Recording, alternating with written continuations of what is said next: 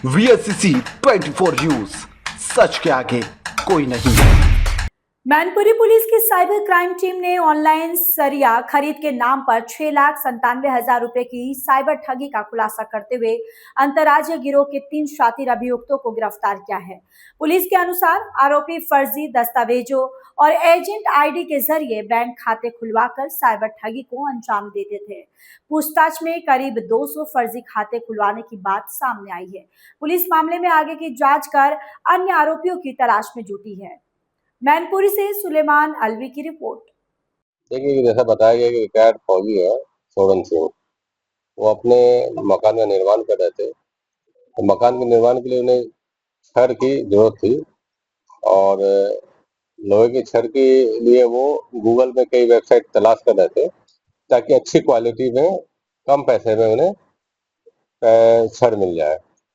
इसी क्रम में उन्हें एक जब वो साइट सर्च करते हैं तो वहाँ पर एक नंबर दिखता है। नंबर से कॉल जब ये संपर्क करते हैं तो उनको कहते हैं कि आपको भी कुछ देर बाद कोई कॉल करेंगे और आपको जो डिलीवरी वगैरह छड़ की है वो मिनिमम रेट में आपको मिल जाएगा। ये भरोसे में आके जब इनको कॉल आता है तो ये भरोसे में आके कि नहीं, हमें सही दाम पे सही चीज मिल रही है। ये 6 लाख से ज्यादा पे अपने व्यापार को जो लोहे की छड़ है उसको खरीदने को तय करते हैं और 3 अलग अलग समय पे ये पैसे जमा करते हैं। बाद में जब इन्हें सामग्री की डिलीवरी नहीं होती है तब उन्हें संदेह होता है कि ये हो सकता है कि ये फ्रॉड मतलब कि व्यक्ति है और फ्रॉड मतलब व्यापार पे इनका संपर्क हो गया है। तो साइबर थाना के द्वारा इस पे इन्वेस्टिगेशन स्टार्ट किया था, मुकदमा दर्ज की जाती है। जांच पड़ताल में पता चलता है कि तो इसको खाते तो बिल्कुल सही थे, लेकिन खाते के जब तुरंत ही जब जब पैसे अन्य खातों में चले जाते हैं, जब जब भीतर से उसकी तहकीकात और की गई, ये पता चला है कि ये सातों जो अन्य खाते जहाँ पैसे गए हैं उनको जो जो बनाने की प्रक्रिया थी और जो वेरिफिकेशन था वो एक ही जगह पे एक ही व्यक्ति के द्वारा किया जाता था। इससे थोड़ी संदेह उत्पन्न होती है कि एक ही व्यक्ति द्वारा सेम 7 से 8 खातों का वेरिफिकेशन हो रहा है, उन्हीं 8 खातों में कैसे ये पूरे पैसे आते हैं।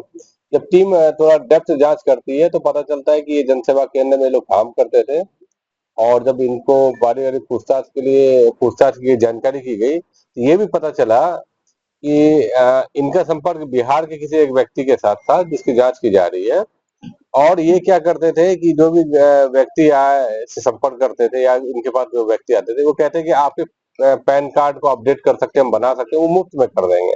लोग इनके भरोसे में आके अपने पैन कार्ड बनवाने के लिए फॉर्म भराना हो या फिर अपडेट कराना किसी बात की हो, इनको अपनी जो व्यक्तिगत जानकारी वो शेयर कर देते।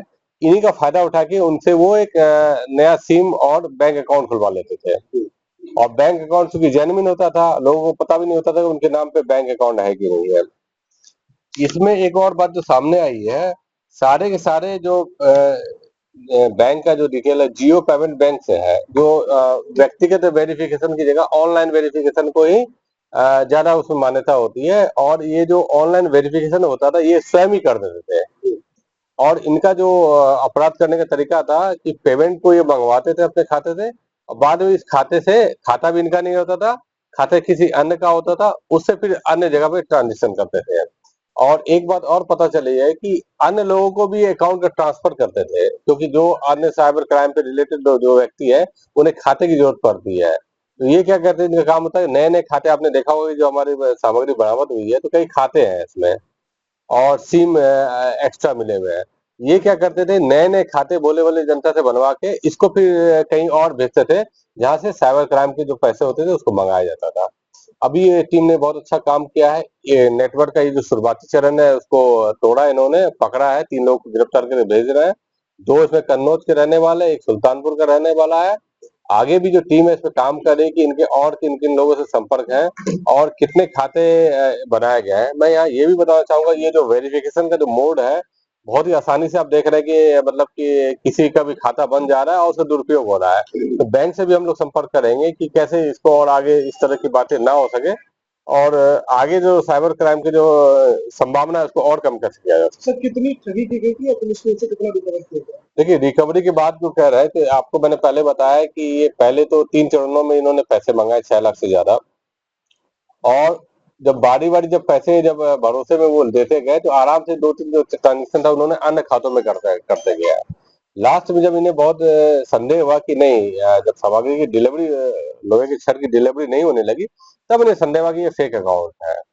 तब जाके हुआ तो कुछ रुपए की बरामद हुई है, सिम कार्ड की बरामद हुई है, आप बैंक खाते आप देख रहे हैं, और जितने भी इन्होंने जनता को ठगा है उनके भी रिकॉर्ड है, ताकि जो होता क्या है इसमें कि जिसके अकाउंट मतलब कि यूज होते हैं, म्यूल अकाउंट यूज होते हैं, कभी कभी पुलिस वो संदेह के घेरे में लेती है, जबकि उन्हें पता भी नहीं चलता है कि उनके खाता का दुरुपयोग हो रहा है।